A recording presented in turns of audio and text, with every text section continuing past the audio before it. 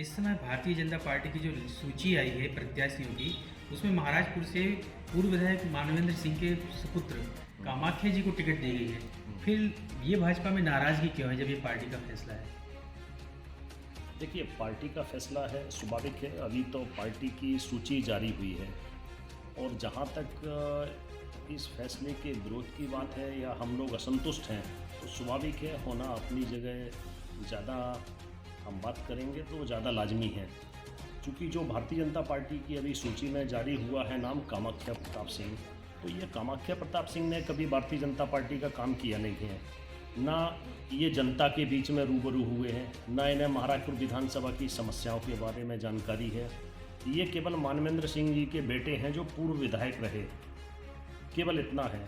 तो हम लोगों का कहना है कि भारतीय जनता पार्टी को अगर टिकट देना है तो जितने लोग हम लोग वहाँ पे जाते हैं, जो भारतीय जनता पार्टी के मेन कार्यकर्ता हैं या मेन जो भी भारतीय जनता पार्टी का नेता बोले हैं जिन्हें, जो अन्य दावेदार थे, सब लोग जाकर के एक बात करते हैं कि आप किसी भारतीय जनता पार्टी के उस कार्यकर्ता को टिकट दीजिए या उस नेता को टिकट दीजिए जिन्होंने भारतीय जनता पार्टी का काम किया है, जो जनता के बीच में अंतिम छोर पर खड़े व्यक्ति के लिए दुख दर्द में उनके साथ खड़े होते हैं, समस्याओं का समाधान के लिए उनके साथ खड़े होते हैं।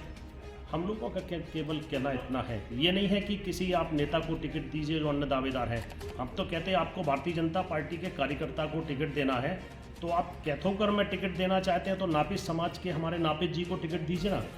आप भारतीय जनता पार्टी के कार्यकर्ता को देना है यादव समाज में, तो हमारे मुखर्रा के प्रदोष यादव उन्हें टिकट दीजिए ना। आपको देना है ठाकुर समाज में, तो लोकेन सिंह जो भारतीय जनता पार्टी के वरिष्ठ नेता हैं, ठाकुर समाज में जिन्होंने काम किया है, विपरीत परिस्थिति में काम किया, आप उन्हें टिकट दीजिए। आप तो बहुत सारे ऐसे कार्यकर्ता हैं, आप बात करते हैं ब्राह्मण समाज में देना है, तो नौगांव में बहुत सारे लोग हैं, आप उन्हें दीजिए। हम ये नहीं कहते कि आप नेताओं को केवल टिकट दीजिए। आपको देना है, हमारे वहाँ के मंडल अध्यक्ष हैं गजेंद्र सोनकिया को टिकट दीजिए, या अन्य ब्राह्मण नेता हैं उन्हें टिकट दीजिए। आपको लगता है कि केवल अपने ग्रामीण परिवेश से देना है, तो ग्रामीण क्षेत्र में भारतीय जनता पार्टी के बहुत सारे लोग हैं। चौरसिया समाज में देना है तो चौरसिया समाज में है। हर समाज में भारतीय जनता पार्टी का ज़मीनी स्तर का कार्यकर्ता है। हम लोग नेताओं की बात नहीं करते हैं।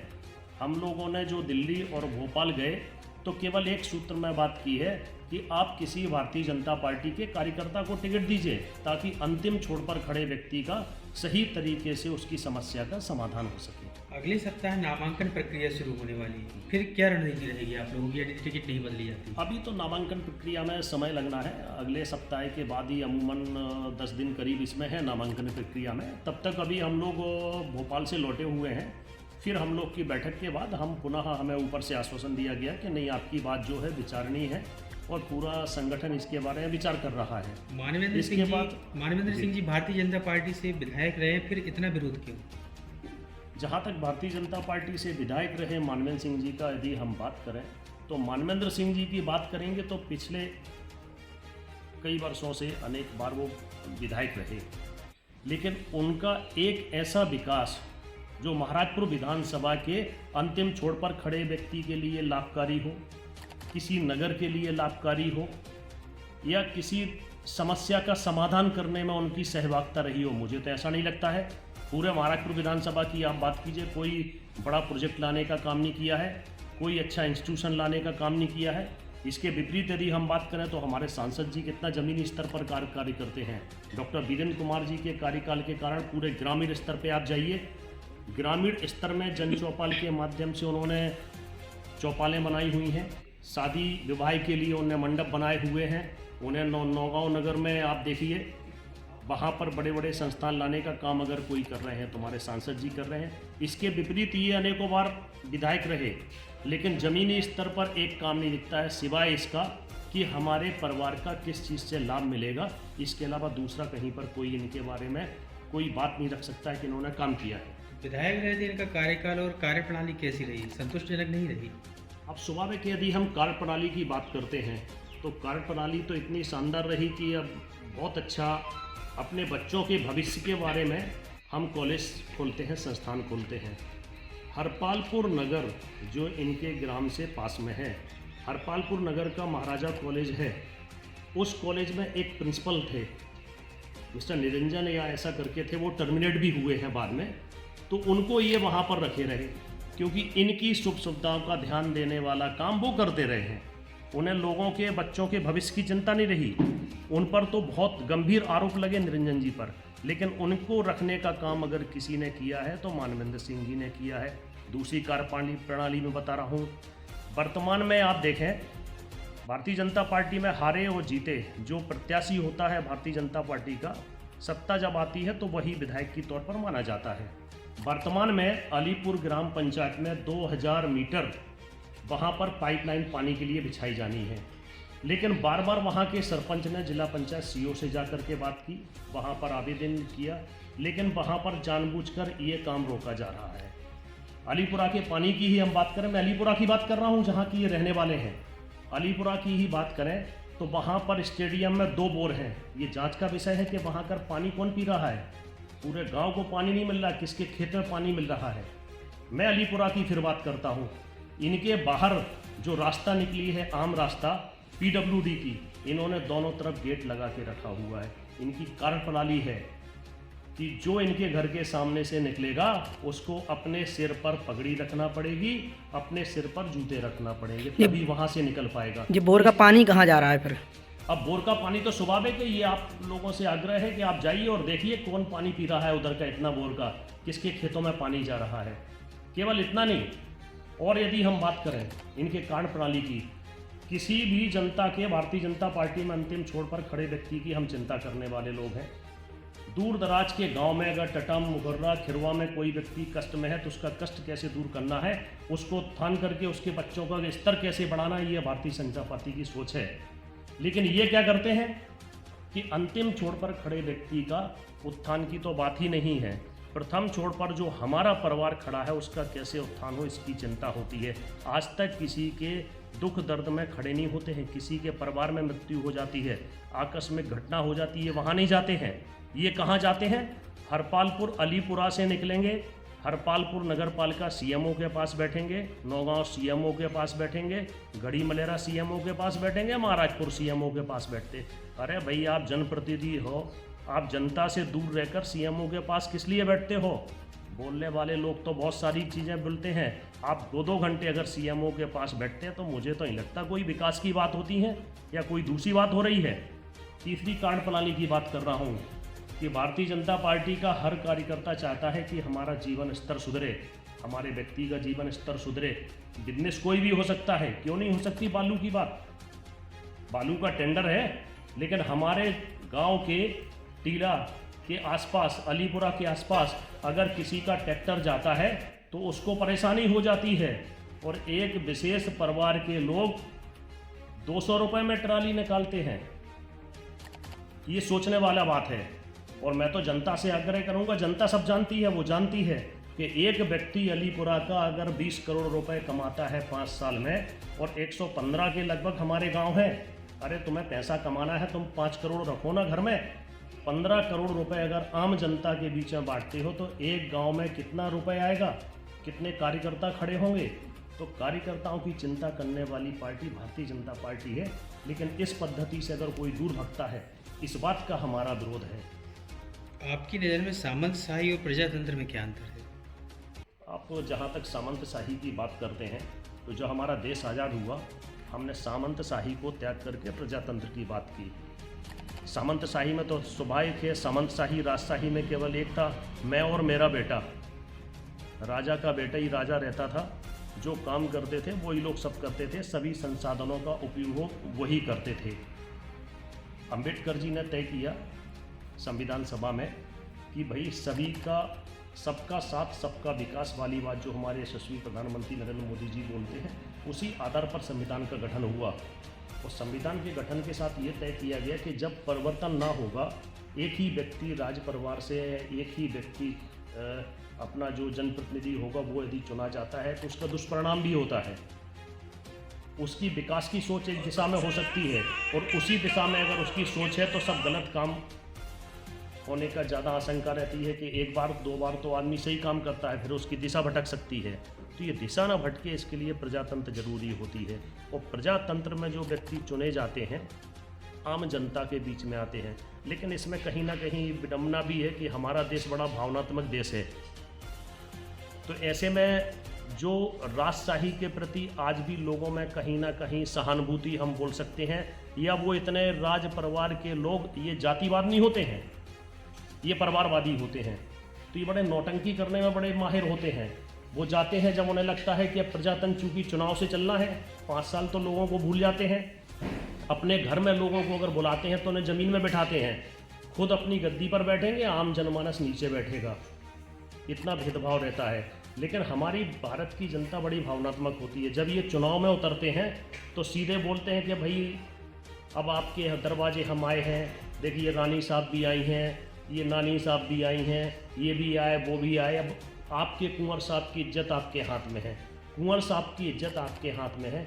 लेकिन जब जनता का बेटा बीमार होता है, जनता के बेटे को कहीं कोई समस्या होती है, उसके समाधान की जब बाप अपने बेटे की समस्या लेकर इन लोगों के पास जाते हैं और बोलते हैं कि आज मेरे बेटे की समस्या समाधान कर दें, तो बोलते हैं अच्छा केवल तुम्हारे लिए मैं विधायक बना, तुम्हारे ही मैं समस्या का समाधान करूं क्या।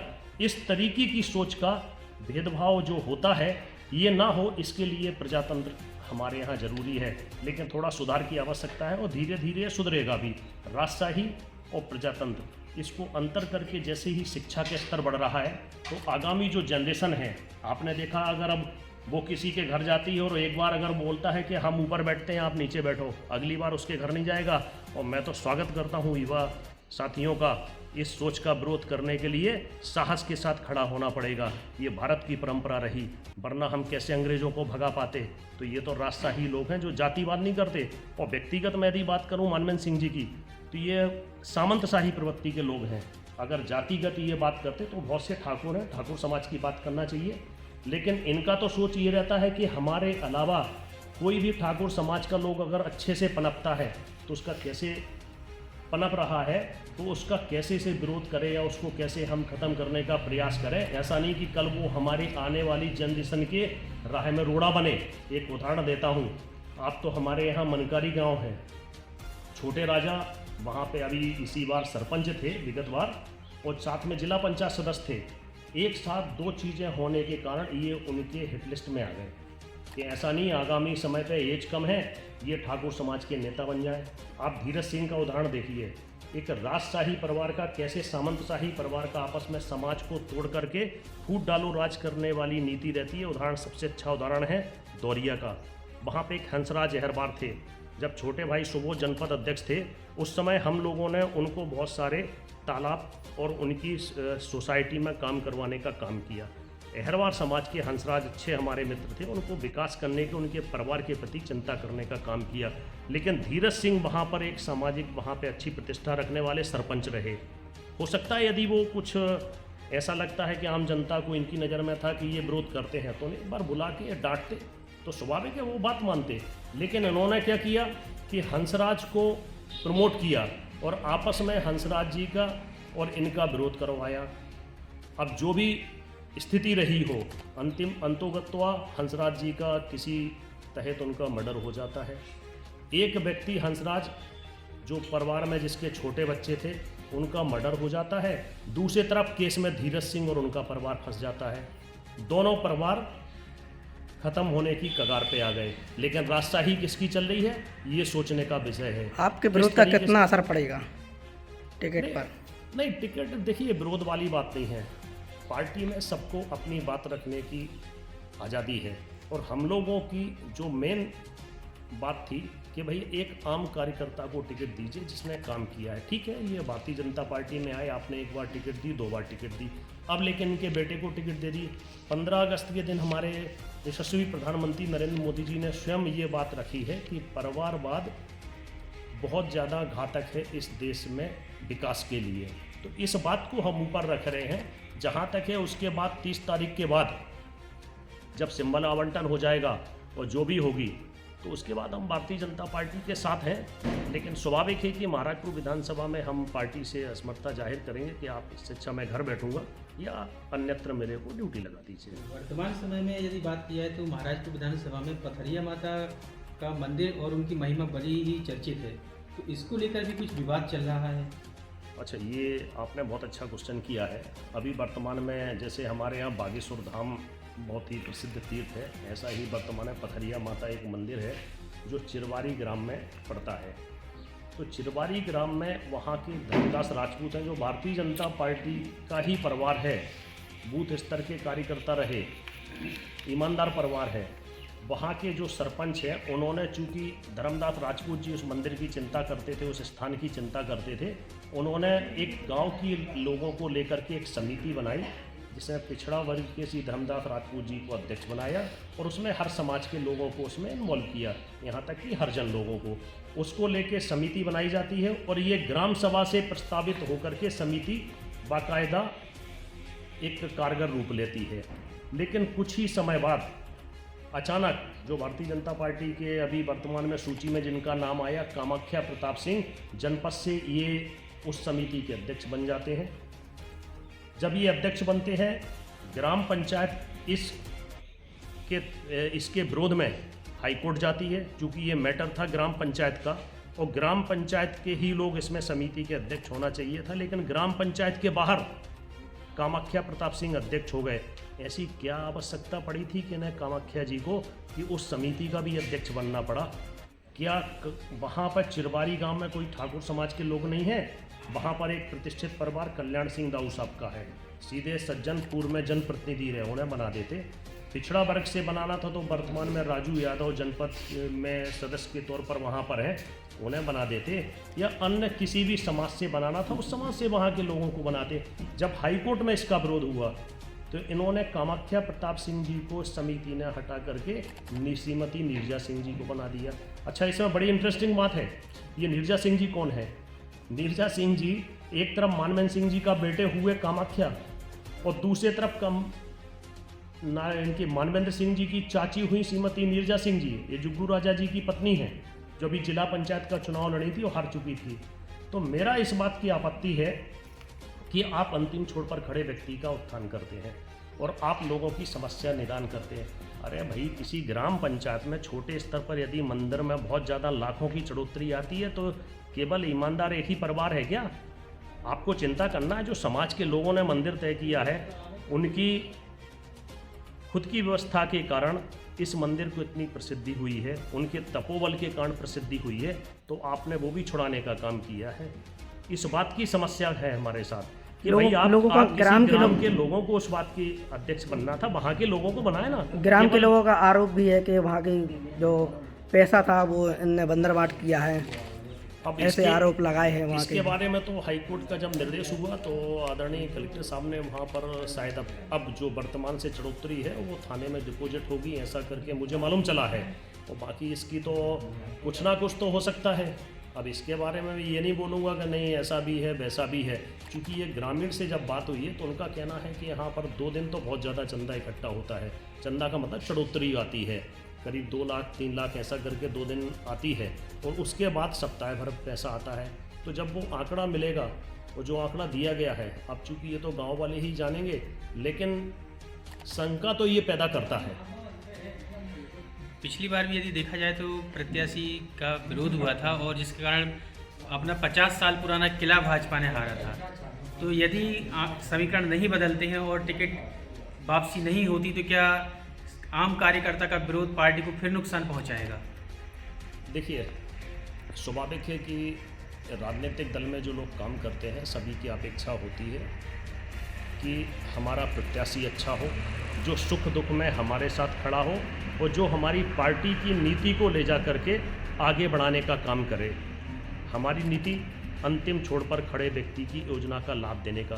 केवल प्रथम छोर पर खड़े व्यक्ति अगर बालू का काम करता है, प्रथम छोर पर खड़ा व्यक्ति यदि आंगनबाड़ी का सामान खाता है, प्रथम छोर पर खड़ा व्यक्ति अगर किसी नामदेव से पैसे लेकर के और आंगनबाड़ी सभी समूहों का पैसा खाता है, या अंतिम छोर पर खड़ा व्यक्ति कोई काम नहीं करता है, तो जनता तो विरोध करेगी साहब, इस बात का विरोध नहीं।